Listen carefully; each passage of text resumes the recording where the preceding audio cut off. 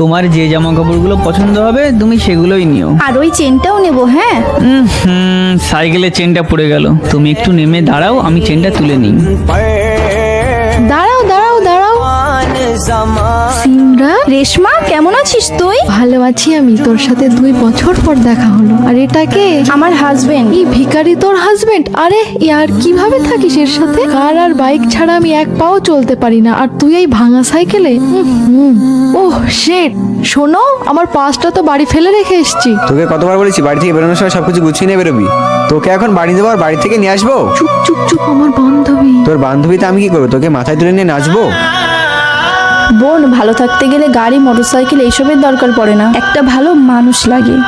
বিশ্বাস কর, যদি স্বামী ভালো এবং কেয়ারিং হয় না, তাহলে যাত্রাপথ সাইকেল নিয়েও অনেক সুন্দর হয়। কখনো নিজের স্বামীর তুলনা টাকার সাথে করো না। যদি স্বামী নেককার হয়, ভাববে তুমি পৃথিবীতে এই জান্নাত পেয়ে গিয়েছো।